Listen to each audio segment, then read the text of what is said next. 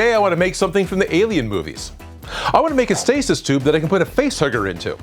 Now they've had stasis tubes in most of the movies. There's some in Aliens, and they had some others in Alien Resurrection, and the Predators had some too. But I also want to take something from the X-Files and make it my own.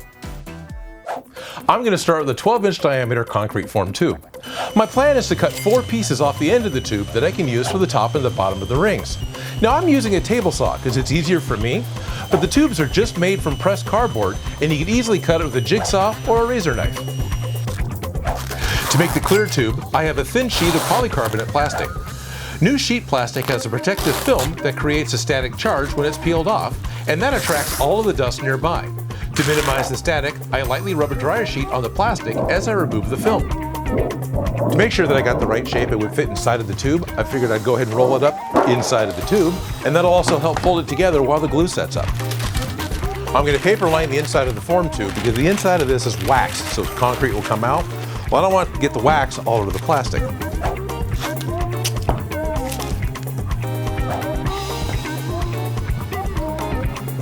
So I had a custom piece of plastic cut at 28 by 30. This is pretty much exactly what I need in order to give me just a little over an inch overlap for the two halves to glue together. Now, if the glue fails, I can always come back and pop rivet it together. I just don't want to.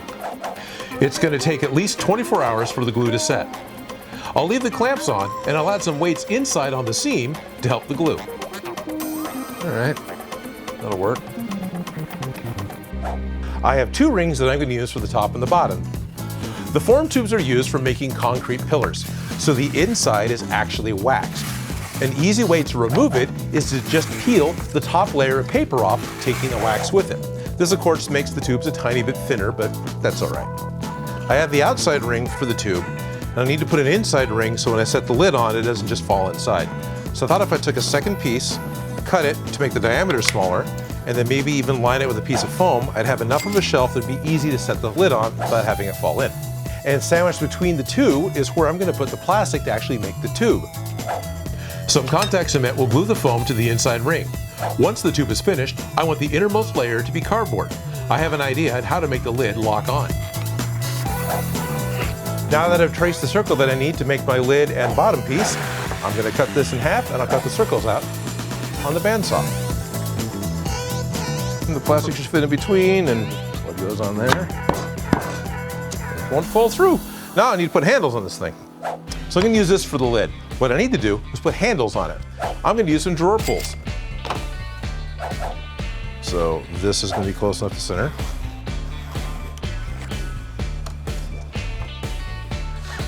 Now, that'll work.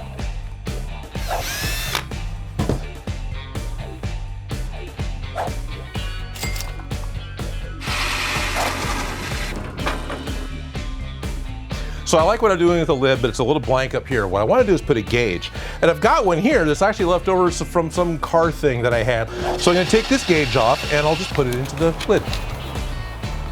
So what I want to do is put another ring of wood on the underside of the lid. And if I include a very simple locking mechanism, then I can always twist the lid to lock it and pick the whole thing up by the handles. I made the ring from 2 layers of plywood glued together and cut to size. So with my pencil line marked, I know where I'm going to glue my ring down. I've drilled 4 holes all the way through.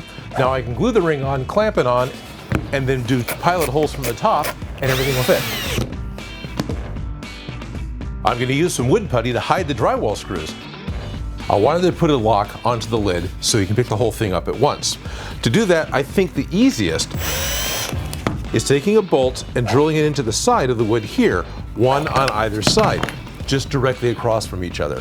Then I can cut the head off with a Dremel, and then I can put an L channel into the ring. Then we can set the lid inside of it, twist it, and it'll lock it in place.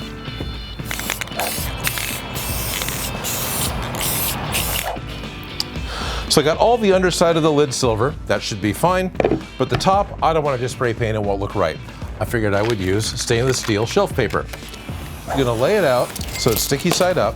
I'll tape it down, and then I'll spray adhesive onto the wood and stick the two together.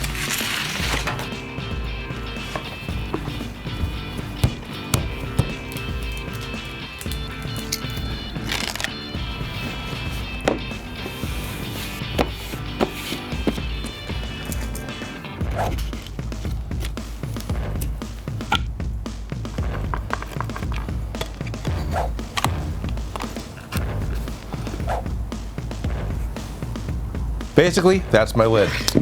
I plan on doing the same treatment with the shelf paper on the 2 rings that go on the top and the bottom of the tube, so everything's all super shiny and silver.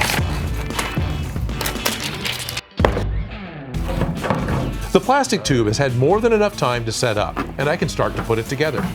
I'll start with the base. I set the second plywood circle on some blocks, so the inner and outer rings will be the same height.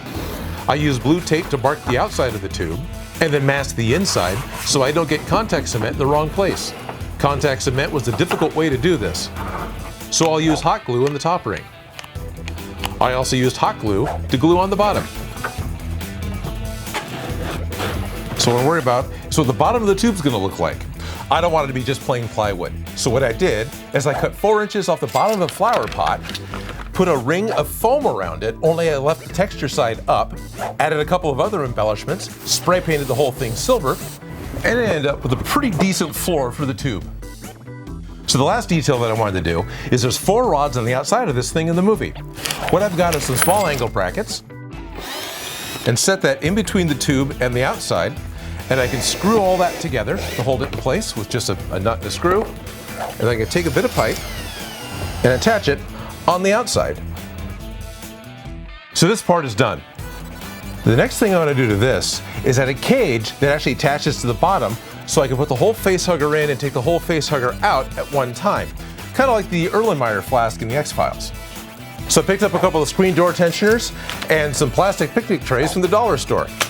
My thought is that I could attach the screen door tensioner to the inside of the lid. And I figured if I spray paint this silver, I'll have a funky little rack to hold the facehugger in place.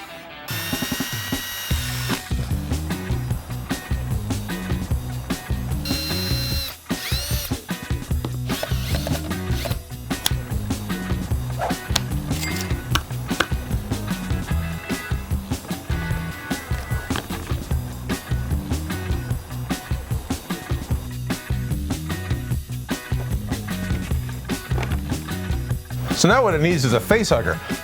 So the actual NECA toy unfortunately just has floppy fingers and won't be able to hold on.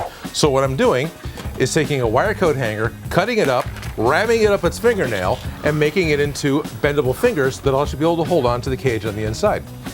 Even though it wasn't in the movie Aliens, I'm going to use some dry ice.